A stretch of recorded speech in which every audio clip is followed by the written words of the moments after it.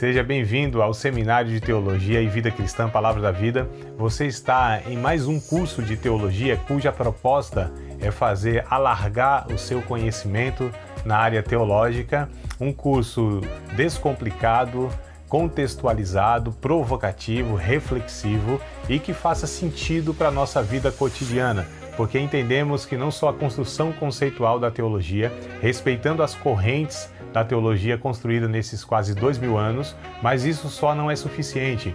Nós pretendemos que a partir do entendimento bíblico, dos conceitos esclarecidos, nós possamos reproduzir isso em uma espiritualidade no nosso cotidiano e nas relações. Seja bem-vindo a mais uma aula do curso de teologia do Seminário de Teologia Palavra da Vida. Bom, nessa segunda aula eu quero dar continuidade com vocês, para que possamos estar compreendendo esse livro de Apocalipse que iniciamos na aula introdutória na semana passada, na aula passada. Eu quero, antes que eu entre propriamente no livro e pegue aqui a proposta de hoje, eu gostaria que vocês, na semana aí eu vou enviar para vocês, por esses dias, uma aula minha a respeito. Eu vou fazer isso para nós ganharmos tempo aqui, tá bom? Porque senão eu levaria em torno de 30 e poucos minutos para falar aí do livro de Daniel, dos capítulos 2 e o capítulo 9, embora nós vamos ler o capítulo 9 hoje, possivelmente. Mas eu tenho lá uma explicação e uma abordagem que, se vocês assistirem esse vídeo à parte, ele vai auxiliar nessa aula de hoje, nessa compreensão. Tá? Então, só para ganhar tempo, o nosso vídeo aqui é curto, 35, 40 minutos, talvez até 50 a gente grave hoje, não muito mais do que isso. Então, para a gente ganhar tempo, eu peço que vou enviar para vocês, via grupo, o Paulo aí individualmente eu envio, e aí vocês assistam lá, tá bom? Porque isso aí vai trazer para vocês informações importantíssimas para entender aí principalmente a aula de hoje e o restante da matéria. Então, queridos, nós vamos fazer o seguinte, nós vamos pegar a nossa Bíblia, abri-la a partir do capítulo 4 de Apocalipse, a partir do capítulo 4. Vou dar uma breve recapitulada só para a gente não dar esse salto, e não sei como está a memória de vocês a respeito do conteúdo da aula passada, Então só vou dar aquela breve recapitulada para a gente já entrar aí linkado no conteúdo da aula passada com esse aqui, tá bom? Então a gente vai a partir do capítulo 4.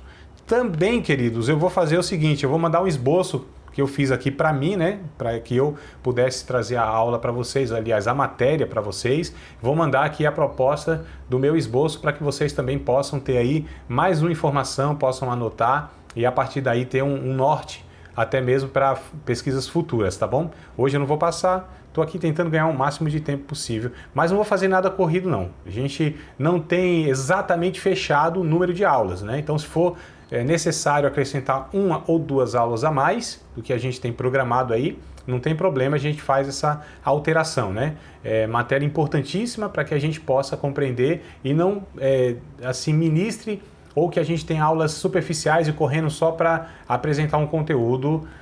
Não é essa a minha intenção. Minha intenção de fato é que a gente absorva de uma forma adequada, ainda que seja básico, no sentido que, lógico, a escatologia ela tem uma profundidade muito grande porque envolve muitas correntes de pensamento, nós temos muitos pontos ainda que são divergentes nessas correntes de pensamento, então assim, o estudo de escatologia, claro que demanda muito, mas muito tempo para que pudéssemos estar abordando de uma maneira até mesmo satisfatória no sentido de compreender aí, mas não é a proposta do nosso curso. Nosso curso é intermediário, curso técnico, Alguns chamam de médio em teologia. Então, caso vocês queiram até se aprofundar, vamos para o curso mais para frente, lá no futuro, no bacharel ou alguma especialização em escatologia, a gente também oferece aí esses cursos aí. Mas bora lá na nossa proposta de hoje, capítulo 4, livro de Apocalipse. Nós vamos estudar hoje então capítulo 4, 5, o 6, tá? O 7 acho que a gente não consegue entrar, mas vamos lá, vamos tocando o barco aqui, vamos ver até onde a gente consegue remar, E bora remando comigo. Queridos, então nós falamos na aula passada, até o capítulo de número 3, abordando o livro de Apocalipse, o seu autor João, A temática é sobre o final dos séculos, tá certo? Foi escrito em torno aí de 90 a 96, depois de Cristo, esse foi o período que esse livro foi escrito. O João, ele viveu aproximadamente até o ano 100, 99, alguma coisa assim, morreu bem idoso mesmo, velho. Não de morte matada, foi o único que morreu de morte, morte morrida, né? Como diz aí academicamente. Foi o único apóstolo que não foi martirizado. Isso é fruto, resultado de uma profecia que o próprio Jesus, lá no capítulo último do Evangelho de João, diz que ele não iria morrer, por exemplo, como Pedro iria martirizado, né? Então, o único apóstolo estava na ilha de Patmos, recebe a revelação, a mensagem de Jesus é direcionado às 7 igrejas da Ásia que nós comentamos, né? Daquela forma representativa, essas igrejas que elas representam, têm características do longo desses 2000 anos, né? Pelo menos até aqui, as características da igreja nos períodos, fiz aquela representação, é uma possível interpretação, não estou dizendo que é a única e a mais correta, tá bom? Mas é algo possível, algo que faz sentido, algo coerente e não tem problema nenhum nessa abordagem. Mesmo porque eu vou seguir uma linha de pensamento, não, é impossível, né, a gente seguir diversas outras linhas de pensamento. Deixa eu só ajustar aqui, pronto. Então a gente vai partir daí, tá? As 7 igrejas da Ásia, elas também podem ser extraídas, né, lições, porque lá em cada representação e elogio existem mensagens que podem ser aplicadas a nós hoje sem problema nenhum. Dá para contextualizar, né, pessoas que perderam o primeiro amor, pessoas que são perseguidas, mas têm um consolo, pessoas que elas não devem se misturar, não é, com os conceitos deste mundo, mas que devem se manter puras, pessoas que não devem ser autossuficientes, depender de Deus, a igreja de Laodiceia, por exemplo, pessoas que devem ser missionárias, gente que deve amar os perdidos, como a igreja de Filadélfia. Então, elas de alguma maneira nos transmite essas lições que podem ser extraídas e aplicadas na nossa vida, porque fala de pessoas, fala de gente. E aí gente é gente em todo lugar, em qualquer cultura, em qualquer tempo. É por isso que a Bíblia é atual. A Bíblia, quando ela tem mensagens e fala do ser humano lá em Adão, depois do pecado, e aquele povo todo que parece que não tem nada a ver com a gente, mas tem tudo a ver com a gente, porque é gente, como a gente, né? Então não há nada de extraordinário na vida do Abraão, do Isaac, do Jacó, do Elias, do Moisés e de quem quer que seja. Né? Aliás, a própria Bíblia vai dizer, né, e traz aí o exemplo do Elias, o Tiago capítulo 5 vai falar, Elias, um homem assim, que realizou coisas espetaculares, né? Enfrentou lá os centenas de profetas de Baal, aquela coisa toda, ressuscitou morto. E aí Tiago vai dizer, olha, ele é homem segundo as mesmas paixões, ele é tentado da mesma forma que nós somos, sujeito às mesmas paixões que nós somos, né? E aí orou e Deus fechou o céu, e aí orou e Deus abriu o céu, aquela coisa toda, mas Tiago vai dizer, é um homem ordinário, tá certo? Ele é um homem que pertence à mesma ordem do que nós, então todos nós somos ordinários, né? Eu quero ver na igreja os pregadores falam assim, vira para o seu irmão, diga que ele é ordinário. Essas horas não funcionam, né? Esses traquejos assim, essas coisinhas dos pregadores, né? Que é habituado a falar essas coisas, né? Quero ver falar isso. Mas eu digo nada de pejorativo, né? Eu estou dizendo na condição da mesma ordem que nós pertencemos, seres humanos. E a Bíblia, a gente chama que ela é um livro de arquétipos. Ou seja, as pessoas que tem lá, elas nos representam, porque a alma humana, a sua carência, as suas demandas, não mudou em nada. A gente mudou a tecnologia, conforto, conhecimento, cultura, a forma de viver aqui, ali e tal, mas a alma é a mesma. Certo? É a mesma carência que se tem, as mesmas demandas existenciais que Abraão tinha, Isaac, Jacó e tantos outros, nós também temos as mesmas. É por isso que a Bíblia, ela sempre será atual, porque ela fala a alma do homem não muda, né? A tecnologia muda, mas nós continuamos com as mesmas carências e a Bíblia, ela tem então esses caminhos para a nossa alma, alcança, inclusive em Hebreus capítulo de número... Eita, agora vai me fugir da memória aí, deve ser capítulo 4, verso 12 e 13, alguma coisa assim. Diz que a palavra de Deus, ela é mais viva, né? Ela é viva e mais eficaz do que espada alguma de 2 gumes, penetra até a divisão da alma, do espírito, das juntas e das medulas, é apta para discernir pensamentos e intenções do coração. Olha só, é onde todas as coisas estão nuas e patentes diante de Deus, quem iremos tratar um dia. Então, a palavra, ela de fato vai no âmago, lá na essência do homem. E aí essas igrejas da Ásia, elas nos trazem então as mensagens, melhor dizendo, né, que foram direcionadas a elas também nos servem, e aí nós entendemos, seguindo a linha que nós vamos seguir, que é da escatologia, da corrente de interpretação chamada de futurista, que entende que até o capítulo 3 foram fatos históricos. Essas 7 igrejas, elas foram igrejas reais, históricas, lá do primeiro século, né? Então, até o capítulo 3, e naquela abordagem que eu expus para vocês, que elas representam, então, as igrejas ao longo dos séculos, até o arrebatamento, né? Até o capítulo 3, então, é histórico. E a partir do capítulo 4, então, por isso que é chamado de corrente futurista. Então, a partir do capítulo 4, o livro se dá de uma maneira futurista, profética, escatológica, ou seja, eventos que ainda irão acontecer, que não aconteceram, tá? Então, é essa linha que nós vamos seguir. E aí, a partir do capítulo 4 agora, peço que vocês abram a Bíblia, porque nós vamos, de fato, eu vou propor aqui uma abordagem até diferente do que eu já propus em algumas outras vezes que eu dei esse estudo aqui, tá? E nós vamos estudar, então, capítulo 4 e 5, né, que é a revelação do trono de Deus e o ambiente celestial, tá? De adoração a Deus e o Cordeiro sendo o centro da adoração. Então, qual é a proposta? Que possamos, então, pegar a Bíblia aqui, tá? Eu vou ler algumas passagens, à medida que eu for lendo, eu vou trazendo, então, as abordagens, as explicações, e aí vocês fiquem à vontade para interromper, acrescentar algum comentário, fazer algum questionamento, tá? Mas a proposta é essa aqui, que a gente faça, então, algo mais assim,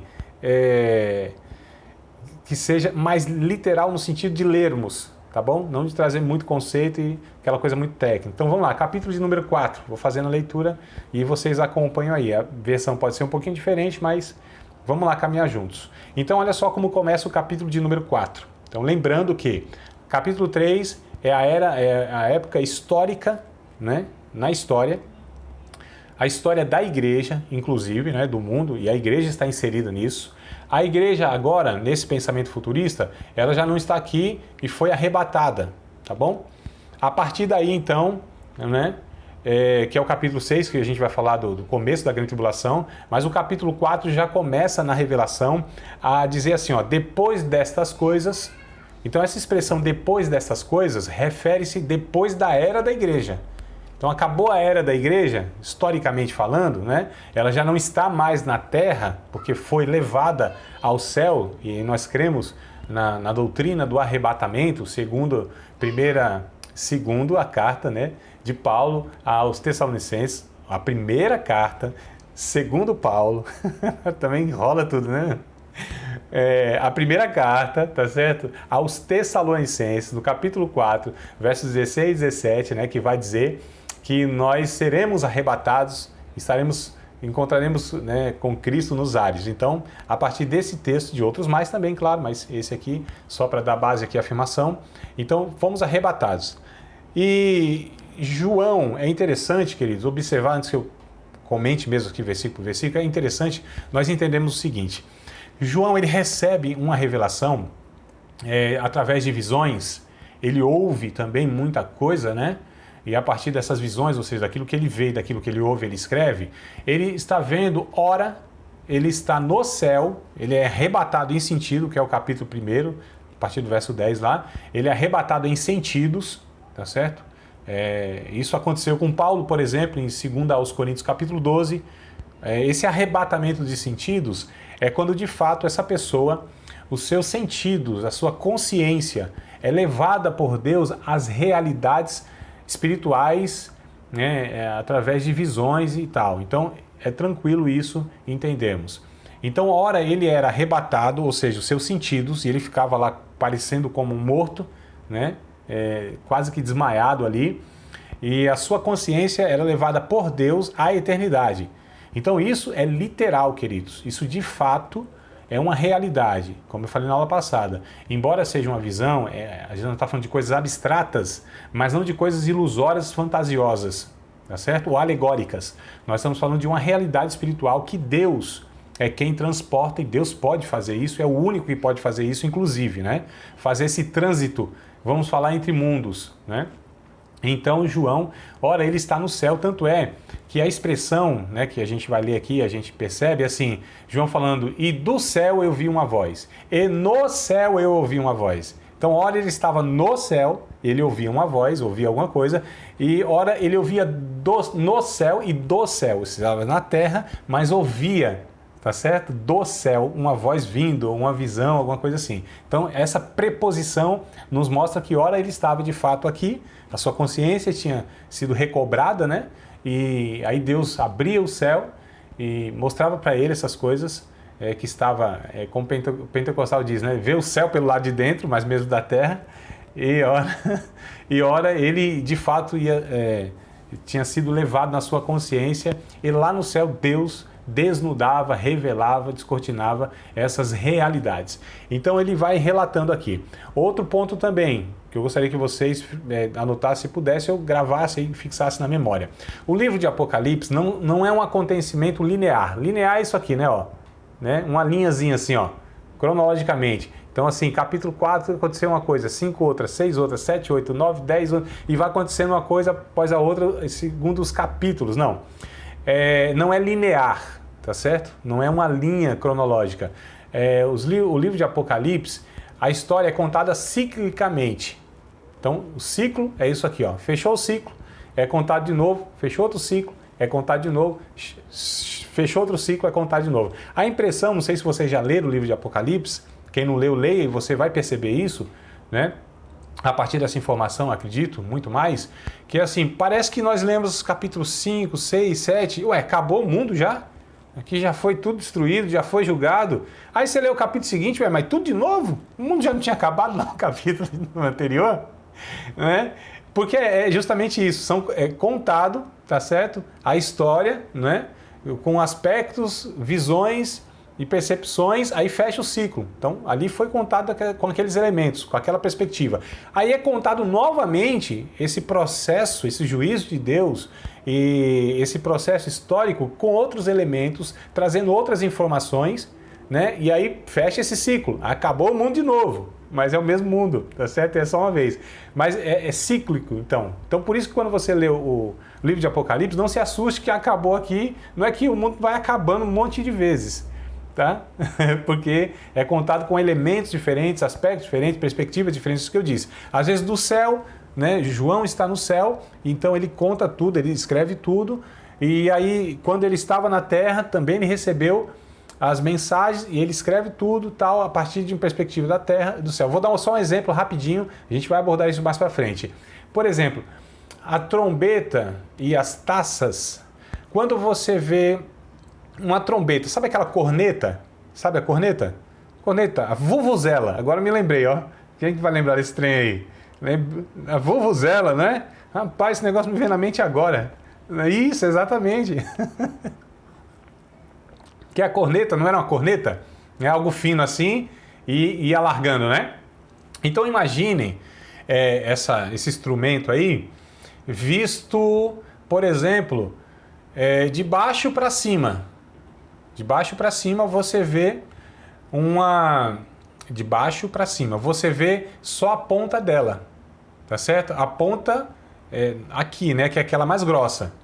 Se você corta então para trás, ela parece uma taça, não é isso? Uma taça.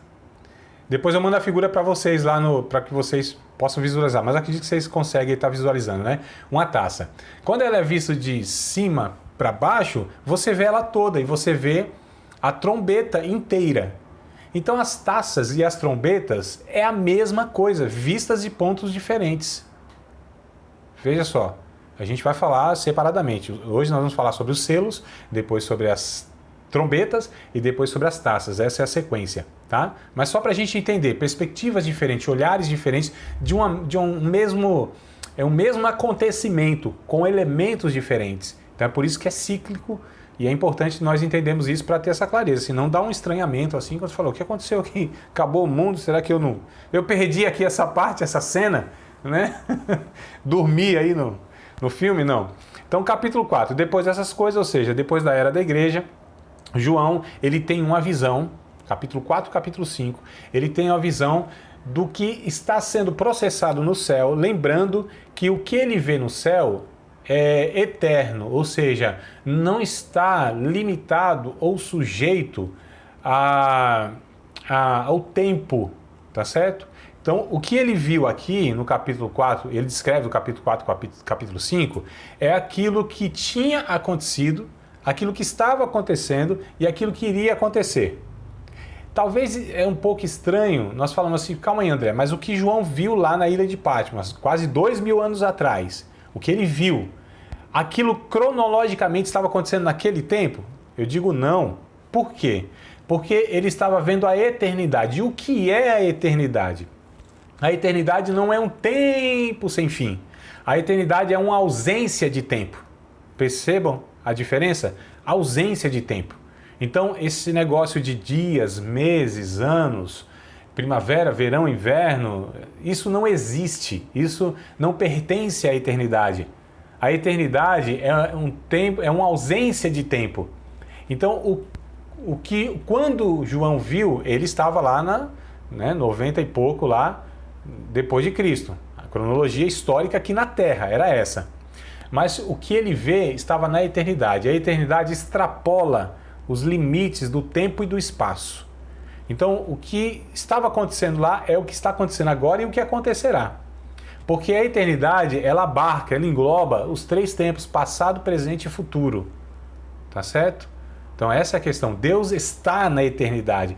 Por estar na eternidade, ele ser eterno, inclusive, ele não está sujeito. Então, por exemplo, agora, o que Deus está vendo agora? Onde Deus está agora? Exatamente aí, hoje é dia 7 de agosto de 2020, é isso, né? Onde Deus está agora. Ele está exatamente no mesmo lugar que estava quando apareceu a João e ele descreveu isso aqui, no trono. Tá certo? No mesmo lugar. Tem um pensamento interessante de um pensador aí, não me recordo exatamente agora quem é, fugiu da mente, não sei se é Sócrates, é algum filósofo. E ele diz assim, Deus é um motor imóvel que move todas as coisas, não é movido por ninguém. Então Deus é um motor imóvel, ele está no seu trono, ele move todas as coisas e não é movido por ninguém. Então Deus, ele não só é, mas ele também está, né? Então ele é, né? Então é por isso que a gente diz que ele não existe, ele é, né? O eu sou, Deus ele é e ele está, ele não estará e nem esteve, ele está. Então é um eterno presente.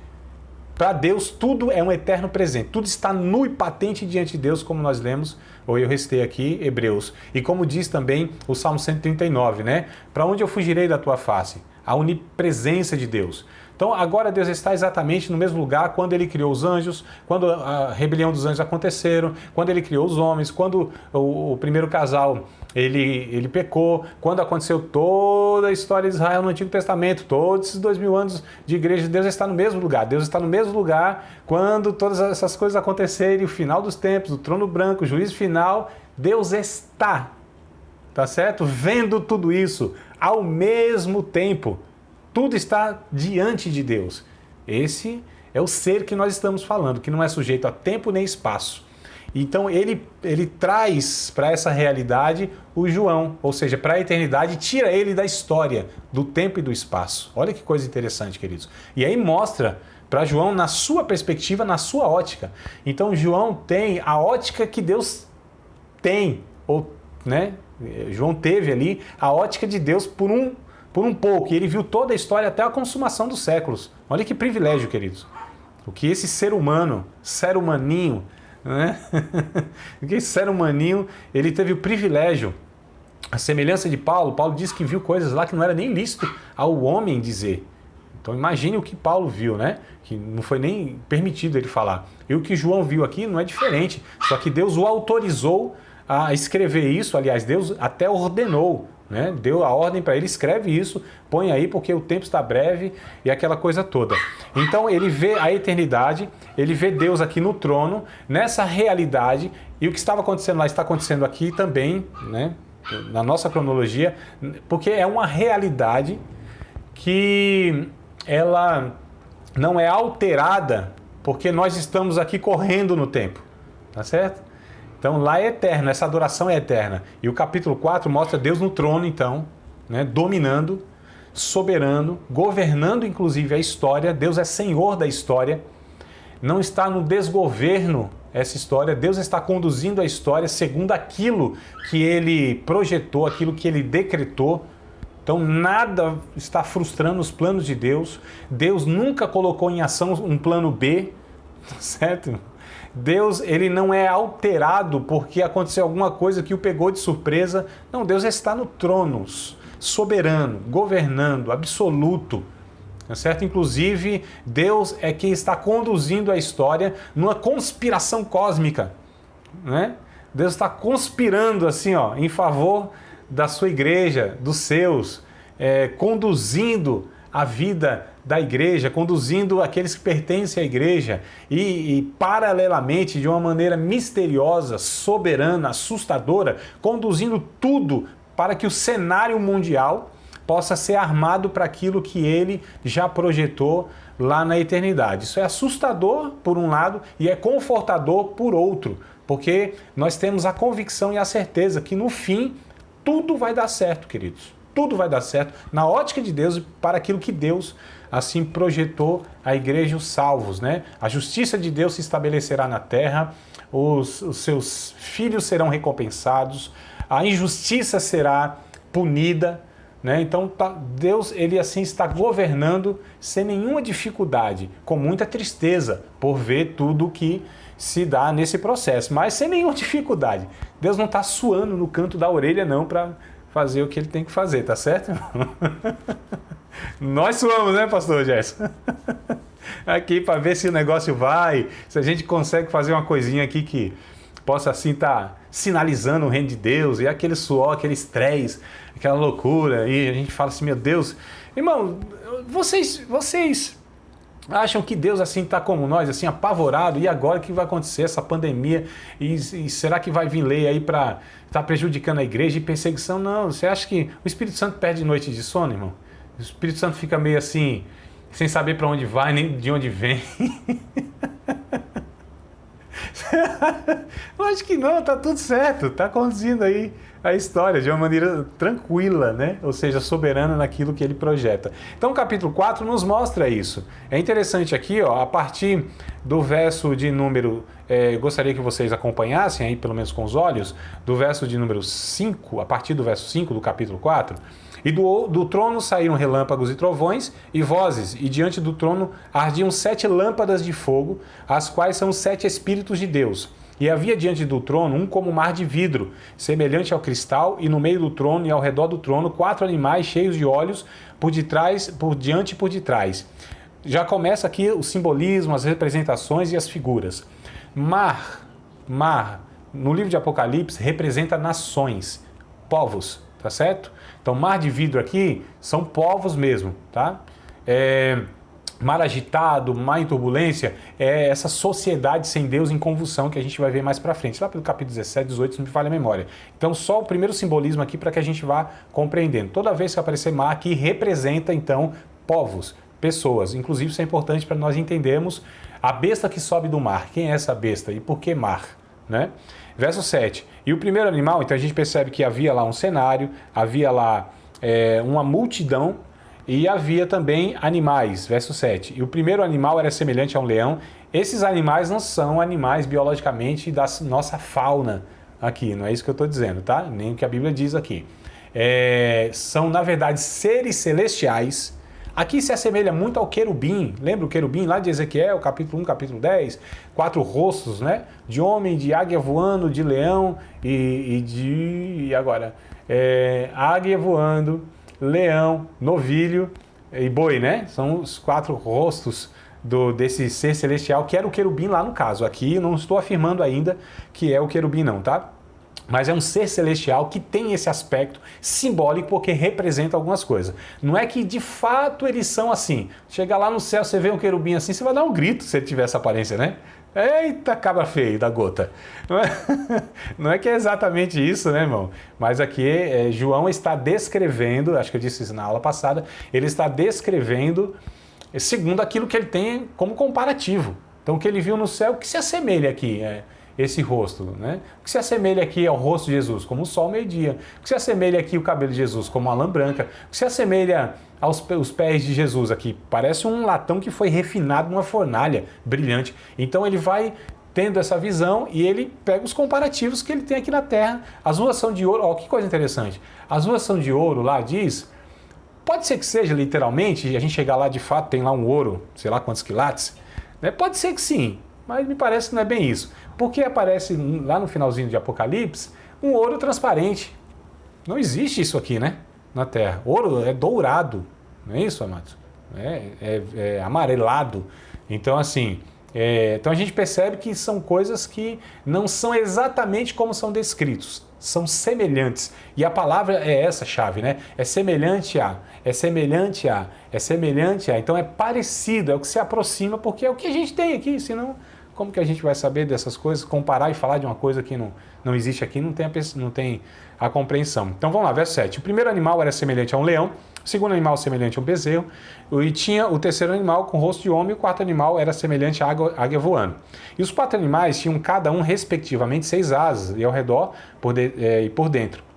Estavam cheios de olhos, e não descansavam nem de dia nem de noite, dizendo, Santo, Santo, Santo é o Deus Todo-Poderoso, o que era, o que é e o que há de vir. Olha a linguagem, não descansava de dia e de noite, mas eu acabei de dizer que lá não tem dia nem noite. Né? Não é isso? Olha só. Então perceba que a linguagem aqui, ela é aproximada e não é exata, não é literal. Então quando diz de dia e de noite, porque nós sabemos que é ininterrupto, não para, não cessa. Então na eternidade, enquanto nós estamos tendo aula aqui, enquanto nós vamos fazer alguma coisa daqui a pouco acabar a aula e amanhã na madrugada, essa realidade é ininterrupta. Na eternidade, constantemente existe adoração diante de Deus. Os serafins, tá certo? São os responsáveis por essa adoração. Esses seres chamados serafins, seres ardentes, né? É a tradução aí mais aproximada. Seres ardentes. Então, essa adoração não cessa. Deus está ladeado de seres angelicais, o adorando ininterruptamente, desde o que eles foram criados, né? Então, esse é o cenário que o João, ele vê, ele presencia, tá certo? E esses seres celestiais poderosos, né? Eles são reflexos da glória de Deus, belos assim, como não temos nada que comparar aqui na Terra. Então os seres poderosos, santos, sábios, belos, estão adorando a Deus, e esse é o cenário que ele está vendo aqui nessa ocasião, e Deus soberano lá no trono reinando. Então vamos continuar aqui no verso 9. E quando os animais davam glória, honra e ações de graças ao que estava sentado sobre o trono, ao que vive para todo sempre, os 24 anciãos prostravam-se diante do que estavam... rapaz. Então nessa sequência, né?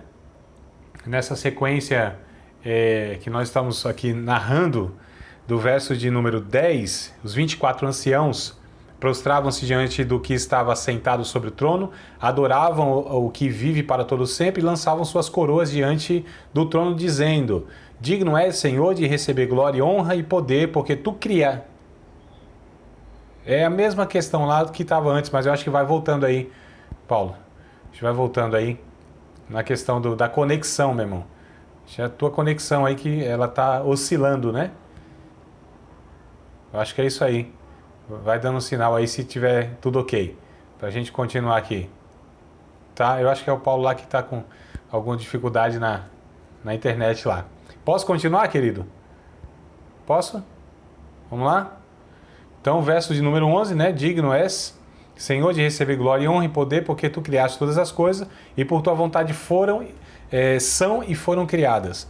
Então a gente percebe aqui na visão de João que ele vê Deus então sendo adorado, e a gente já percebe aqui essa expressão 24 anciãos. Quem são esses anciãos? Eles são, na verdade, aqui representantes de uma totalidade. 12 representam, porque eles estão nesse cenário e eles, né, são anciãos que estão coroados, e eles, diante então dessa soberania de Deus, de toda aquela adoração angelical, eles também saem da sua posição de alguma maneira ali, de um certo tipo de governo ou de posição no céu. Eles saem e lançam suas coroas diante do que está no trono, ou seja, diante do próprio Cristo, tá certo? A gente vai ver mais para frente que é diante de Cristo que eles fazem isso. Então esses 24 anciãos, entendem alguns estudiosos que são representações, eles representam Israel nas suas 12 tribos e representa a igreja nos seus 12 apóstolos. Eu não estou dizendo que esses 24 são, né, os 12 filhos de Israel, lá de Jacó, e são os 12 apóstolos de Cristo, mas eles representam, tá certo? Eles representam então, ou seja, toda a igreja, né, Velho e Novo Testamento representado nessas 24 personagens estão adorando a Deus aí, tá? Segue o capítulo 5, segue a visão, né? E diz assim, capítulo 5, verso 1: E vi na destra, na direita do que estava sentado sobre o trono, um livro, escrito por dentro e por fora, selado com 7 selos. E aqui a gente já vai dar a introdução do que são esses selos, tá? E eu vi um anjo forte bramando com grande voz: Quem é digno de abrir o livro e desatar seus selos? E ninguém no céu, nem na terra, nem debaixo da terra, olha, entenda aqui essa expressão, pôde abrir o livro e nem olhar para ele. Então, ninguém no céu, anjo, arcanjo, querubim, serafim, nenhum ser celestial que haja, né, que exista lá, era digno de olhar para esse livro, nem muito menos de abri-lo. Nem na terra, nem o imperador vigente lá de Roma, nem os sacerdotes, nem os sábios, nem os poetas, nem os eruditos, nem os profetas, nem os apóstolos. Ninguém era digno de abrir esse livro, nem de olhar para ele. E nem debaixo da terra. Ninguém que tinha morrido em toda a história humana, desde lá do Adão até o final dos tempos. Ninguém era digno de abrir esse livro e desatar esses 7 selos. João entendeu que este livro, porque a visão até depois manda a figura também para vocês via WhatsApp lá, tá? Ele viu de fato um rolo, né? Que era o tempo que eles tinham lá como livro, era um rolo. E esse rolo, ou os rolos que tinham, quando eram enviados como uma mensagem, eles tinham um selo. Esse selo, ele era de cera, né? Geralmente com anel, a marca de quem o enviou.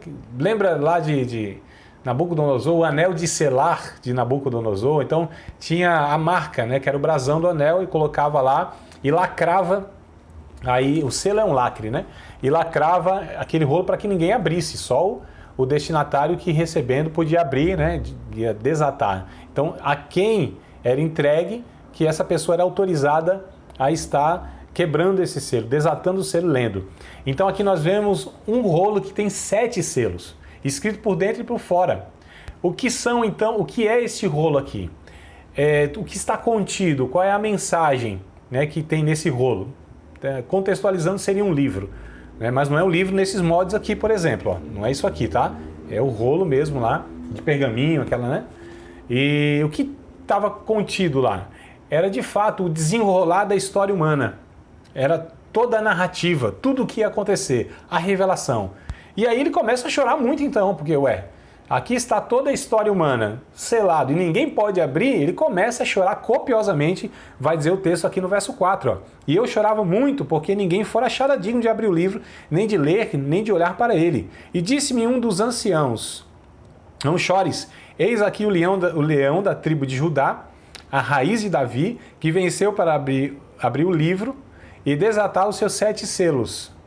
Olha só, então assim, aqui está o leão da tribo de Judá, mas é interessante que quando ele olha, né, porque na ótica do céu era o leão, mas quando João olha, ele enxerga um cordeiro, verso de número 6. E olhei, e eis que estava no meio do trono e dos 4 animais viventes, e entre os anciãos um cordeiro, olha só, como havendo sido morto.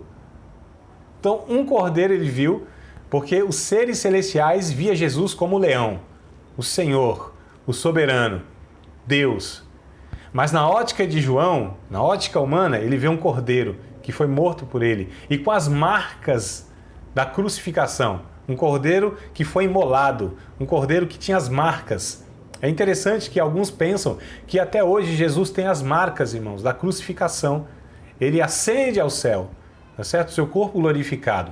Zacarias, no capítulo 13, deve ser verso 7 ou verso 8, alguns, né, interpretam essa passagem quando Jesus, no final dos tempos, lá no final dos tempos, nós vamos chegar lá, ele vem para socorrer Israel, que está sendo acuado, né, Isso também, a gente lê essa história com a passagem de Isaías capítulo 63, onde diz que Jesus, né, estava com as suas vestes salpicadas de sangue, estava ele só e ninguém estava com ele. Então, quando você vai fazendo a junção desses textos, a interpretação é que Jesus vem para socorrer Israel, que está acuado pelas nações. Ele desce no Monte das Oliveiras, ela se parte em dois. Já estou adiantando um bocado de coisa aqui, mas a gente volta depois, só para entender aqui essa questão.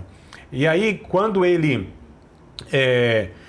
vem, né, para socorrer Israel, e aí destrói os inimigos lá que estão cercando Israel, que vai ser de alguma maneira resgatado, não todo judeu, não é isso, mas a gente vai discutir isso depois.